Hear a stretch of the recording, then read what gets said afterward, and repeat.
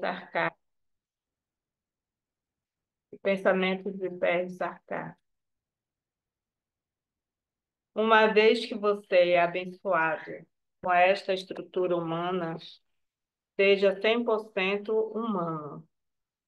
Mesmo os maiores filósofos e pensadores, Tagore, por exemplo, usaram somente 1% do seu potencial. Você pode desenvolver o seu potencial total através da prática espiritual, sabe? Você deveria usar todas as suas capacidades, física, intelectual e espiritual.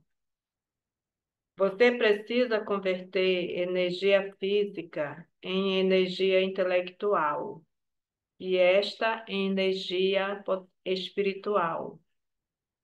A energia intelectual é mais poderosa do que a física, e a energia espiritual é a mais poderosa de todas. Atualmente, são os intelectuais que estão descaminhando a sociedade, porque eles não desenvolveram a espiritualidade. Todos os problemas do mundo são devidos a isso, extravagância intelectual. Suprema Expression, parte 1. Namaskar, chamar a nossa irmã Didi Xerei. Namaskar, namaskar, pessoal. Bom dia. Bom dia, Namaskar, gente. Como estão todos? Espero que bem. Bom, né? Todos deveriam seguir, né? Essa meta espiritual, né? Essa consciência, ou seja, realizar nosso potencial humano. Qual a nossa diferença entre os animais? A gente tem esse dharma, né? Nossa característica essencial que nos sustenta. Então, esse anseio pelo infinito, né, pela consciência, por conhecer aquilo que é a nossa própria essência, por transcender, enfim, esse corpo físico, essa mente, né? Então, o Dharma deve sempre ser praticado. Esse também é um sutra do Ananda Sutra. A gente realmente, né, utiliza muito, muito pouco da nossa capacidade. É como se a gente fosse um rei, uma rainha, no caso, que tivesse um palácio gigante e escolhesse viver no porão, né? Então, a gente tem imensas possibilidades, mas a gente utiliza tão pouco. A nossa experiência de vida é tão pequena e muitas vezes relegada a esse dharma animal, né? Comer comida gostosa. Essa Kali Yuga está muito ligada a, Baba fala, né? A esse vritti, a esse desejo pela comida, né? Então, o medo, a gente também é muito presa do medo, né? É, a reprodução e o sono. Então, muitas vezes a gente fica nesse dharma animal, né? Jaiva Dharma, mas nosso dharma é divino, Bhagavad Dharma, né? Expandir, né? É, que é a nossa prática de Ishvara Pranidhana, né? A gente quer expandir, bom, não só essa prática, mas a própria essência do Tantra, né? Expandir essa coisinha pequena que a gente é, essa unidade de consciência, até a gente se tornar essa consciência infinita, né? Traça, tá nesse fluxo divino, conhecer essas demandas divinas para a nossa vida, né? Conhecer esse caminho que essa consciência nos aponta para que a gente evolua mais e mais, né? Então, quando a gente está nesse fluxo, a vida parece mágica, né? A gente está seguindo a nossa própria consciência, né? Então, isso seria esse raça. Então, a gente se diverte, né? Mesmo no sofrimento, a gente encontra alguma diversão, pelo menos o significado. A gente consegue entender que a gente está seguindo algo maior, né? Então, nossa vida ganha significado, ganha propósito. E quando a gente consegue dar um sentido para o sofrimento, então a gente consegue suportar esse sofrimento também, né? E o serviço? O serviço é, enfim, a forma realmente da gente praticar essa sabedoria que nós somos um, né? Então, é servir sempre a consciência em tudo e, no fundo, a si mesmo, se a gente também é essa consciência. Fala também que a gente tem que. A gente é como se fosse uma maquinazinha de transformar matéria em consciência, né? Então, a nossa sadhana, ela faz isso, né? A gente tem que emergir essa consciência essa percepção dos sentidos que a gente tem, então, emergir os sentidos nesse tita, nessa mente objetiva, né? Emergir essa mente objetiva, ou seja, aquilo que, mesmo que seja um objeto sutil, né, é importante que a gente, todos os objetos, tudo aquilo que é manifesto, né, a gente também recolha isso para que se funda nessa mente ainda mais sutil, que é a RAM, esse sentido de eu faço, que é puramente do sujeito, né, que é mais sutil, que é subjetivo. E depois a gente imerge esse Aham em Mahat no Atma, então a gente atinge essa liberação. Parece uma coisa muito louca, né? Antes eu pensava, como assim? Emergir os sentidos em Tita, Tita em Aham, Aham em Mahat, Mahat no Atma? Que matemática é essa, né? Mas parece que é como se fosse uma lei mesmo, é o nosso caminho, né? É como se a gente, é na verdade o nosso caminho de introspecção, né? Então a gente vai tirando nossa atenção, nossa consciência desse mundo externo e jogando ela cada vez mais e mais para as camadas mais e mais sutis da mente.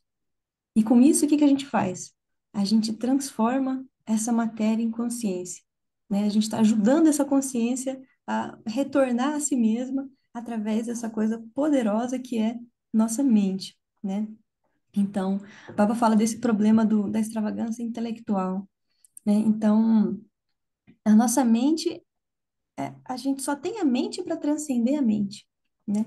A gente só tem a mente para chegar à consciência. Então, se a gente mal utiliza toda essa energia mental, a gente perde de alguma forma o nosso caminho de liberação, né? Então a mente libera e aprisiona. Então, ter uma ideologia que nos guie, que guie essa mente, é super, super, super importante para que a gente utilize ao máximo as nossas faculdades, né? Para que a gente utilize a mente para nos liberar, para expandir e para esse Dharma divino. Bom, hoje eu queria falar um pouquinho também do Comando Supremo, ou da Diretriz Suprema, né? Nova tradução, Diretriz Suprema, ainda estou me acostumando com ela, mas é bem legal. Então, aqueles que praticam sadhana 2 vezes ao dia, o pensamento de Parama Purusha certamente surgirá em suas mentes na hora da morte. Sua liberação está completamente garantida. Isso me parecia bem estranho. Eu pensava, nossa, então tá, a gente tem uma vida inteira e aí vai importar o quê? O nosso último pensamento? Como assim? Que coisa mais arbitrária, né?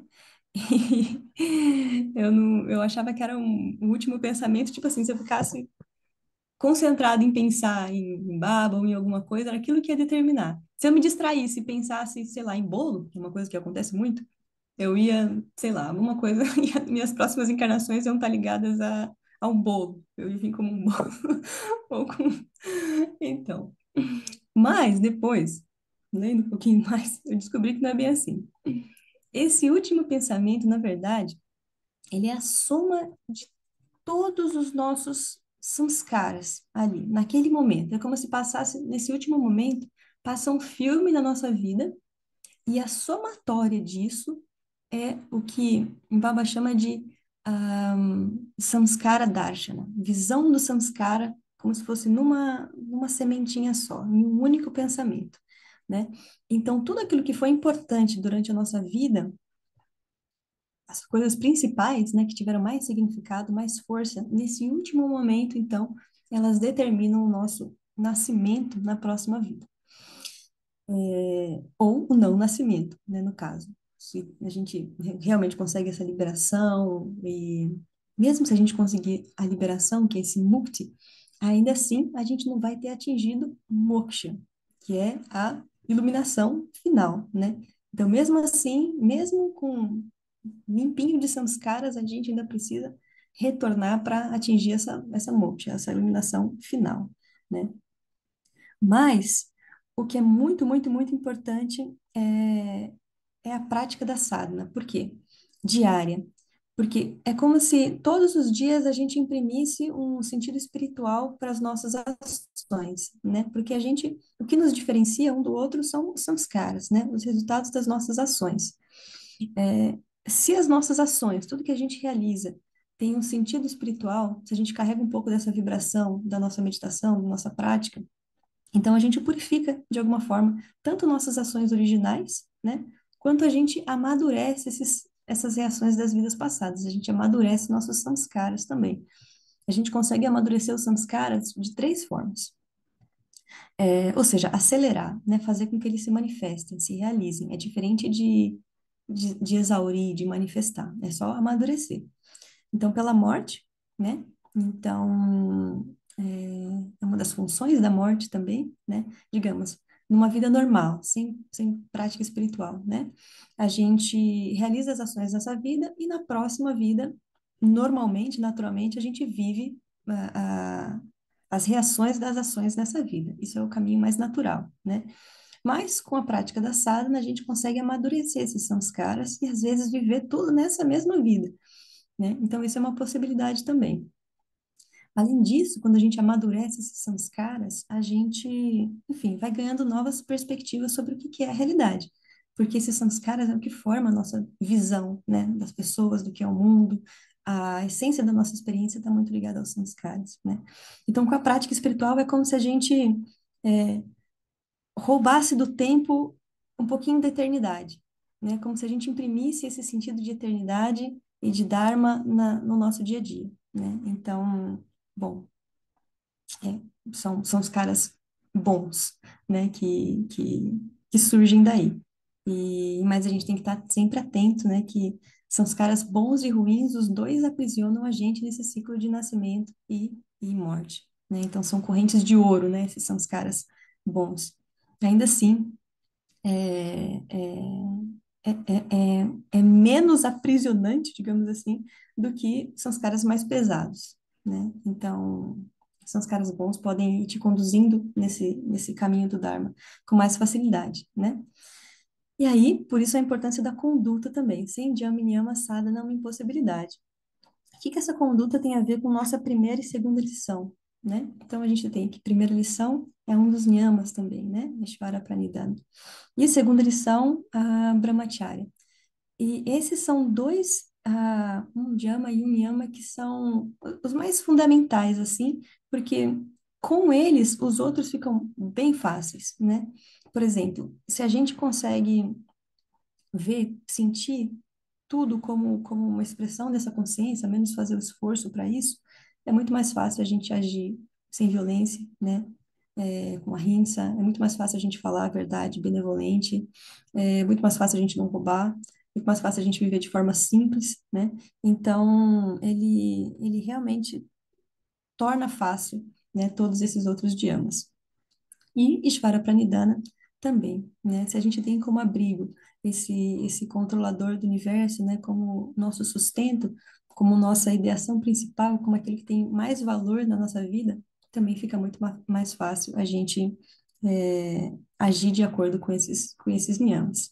E a conduta é super, super, super importante também em relação aos samskaras, porque a gente tem muita ação inconsciente, né? Então, são aquelas coisas que vêm, você não sabe da onde, você age de forma inconsciente, né? E às vezes de forma muito errada, né? Ainda que sejam reações, né? De vidas passadas enfim, você não vai ter depois consequências dessas reações, porque elas já são reações.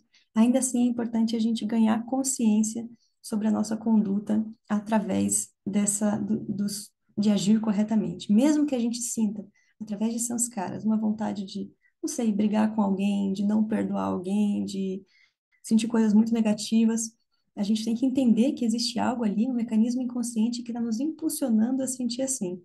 E que ainda assim, quando a gente faz o esforço de agir corretamente, a gente ganha consciência desses nossos padrões, desses nossos samskaras, e é possível que a gente manifeste de forma muito menos nociva, né, para os outros e para a gente mesmo.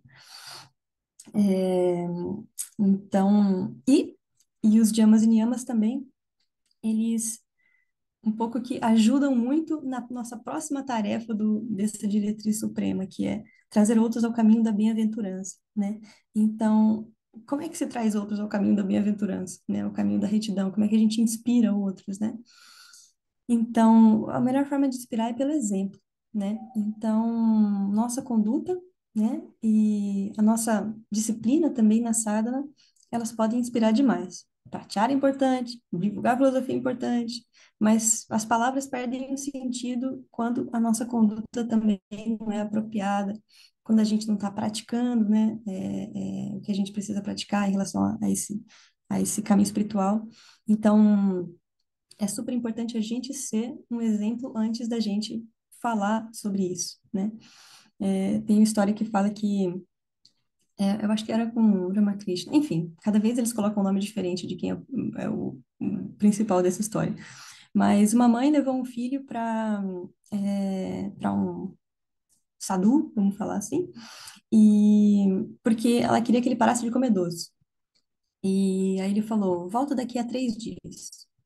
E aí ela voltou daqui a 3 dias e ele falou para o menino, para de comer doce.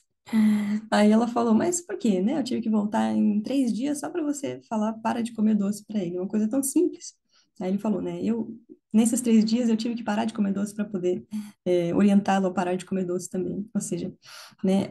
Mesmo a coerência, a força das nossas palavras dependem muito da gente seguir Dhyama e Niyama, né? Da gente seguir essa conduta e da nossa realização também na nossa prática espiritual. Então, é super importante, né? Nessa nossa terceira tarefa dessa diretriz, a gente a gente tá atento, né? Às nossas ações. E nossas ações, no fim, é o que nós somos, né? Um pacotinho de reações de ações, um pacotinho de samskara ligado a uma alma viajando aí no cosmos e em busca de corpos, de estruturas físicas em que a gente possa manifestar esses desejos latentes, essas reações, né? Então, as nossas ações realmente determinam o que a gente é, os nossos sanskaras, né? Então, a gente tem que estar muito atento na nossa ação mental e na nossa ação física também. Tem uma história de Baba que ele fala que ele pegou dois dadas e aí ele imprimiu samskaras iguais nos dois dadas, né? E aí eles começaram a fisicamente se aproximar. Eles iam se fundir se Baba não tivesse alterado um samskarazinho ali, que foi na verdade um vritti, e um samskarazinho no outro. Eles iam realmente se fundir, porque não dá para existir uma pessoa com o mesmo samskara. Se duas pessoas têm o mesmo samskaras, elas vão se tornar uma lei da natureza mesmo. Então, todos nós somos diferentes, a diversidade é a lei da natureza, né? E o que define a nossa individualidade são esses samskaras. Por isso que até esse apego à individualidade a gente tem que repensar, né? Quem sou eu mesmo, né? Às vezes essa identidade, essa individualidade que a gente está tão apegado é aquilo que nos separa dessa grande consciência, né? E é importante a gente desenvolver, a gente tem que desenvolver o ego para transcender o ego, né? Desenvolver todas as nossas camadinhas da mente, o intelecto, o corpo físico, tudo, mas saber que o nosso caminho mesmo é de superação disso, né? É de união e é de yoga, né? De união com essa consciência e na união não fica nenhum eu, né? Por mais bonitinho que a gente ache, por mais que a gente goste da experiência de estar vivo, de ser um, diferente, a gente vai ter que se unir. Então, acho que era um pouquinho disso. Namaskar.